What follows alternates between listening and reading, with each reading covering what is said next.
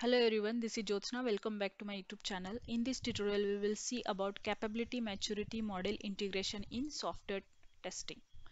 First, we will see what is capability maturity model integration.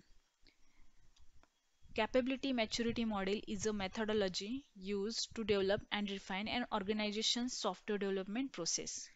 It is same like ISO 9001, which is one of the ISO 9000 series of standards specified by the International Organization of Standardizations. So, to develop a software using software development lifecycle process, CMMI standard must be followed. There are different five levels of process maturity based on certain key process areas. A maturity level is a well-defined evaluation plateau towards achieving a mature software process. Each maturity level provides a layer with a foundation for continuous process improvement. We will see one by one these maturity levels. So there are five levels. First one is initial, second one is repeatable, third one is defined, managed and optimizing. We will see one by one these levels in details. First one is maturity level 1, initial. In this level, processes are poorly managed and controlled. Here, unpredictable outcomes of process involved. Ad hoc and chaotic processes used in initial level. There are no KPIs defined in this level.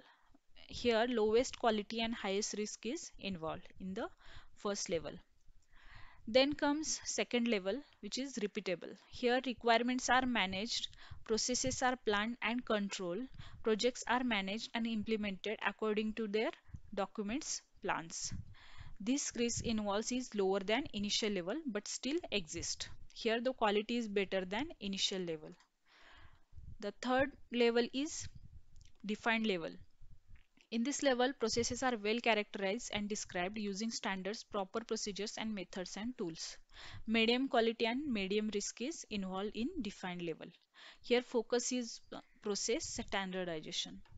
The fourth level is managed. In the fourth level, quantitative objectives for process performance and qualities are set. Here the quantitative objectives are based on customer requirements, organization needs, etc. Here the process performance measures are analyzed quantitatively.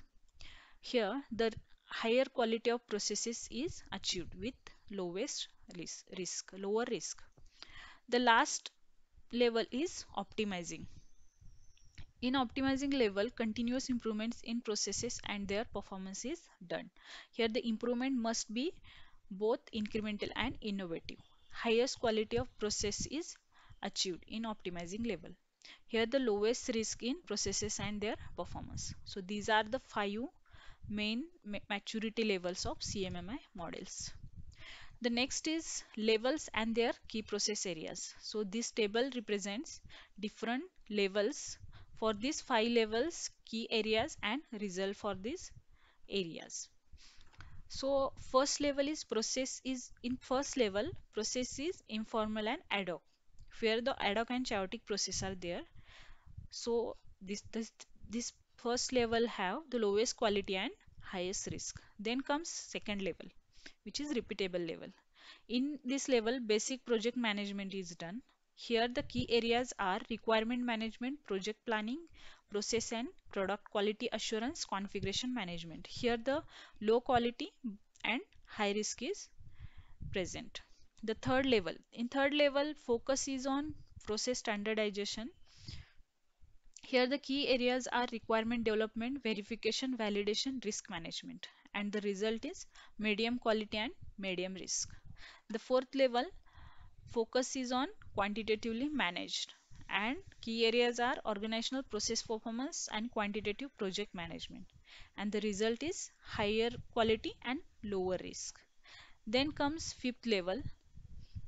For fifth level, focus is on continuous process improvements and the key areas are organizational innovation and deployment, and the result is highest quality and lowest risk. So these are the different key process areas for five levels. Next one is objectives of CMMI model. So there are different objectives why we use CMMI model. First one is fulfilling customer needs and expectations. value creation for investor and stakeholders, also increase in market growth, also improved quality of products and services. The last one is enhanced reputation in industry. So these are some of the objectives of CMMI. Next is CMMI representation. There are two representation CMMI have. The representation allows an organization to pursue a different set of improvement objectives.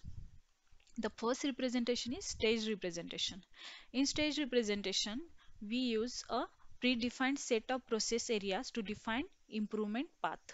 Here, the stage representation provides a sequence of improvements where each part in the sequence serves as a foundation for the next.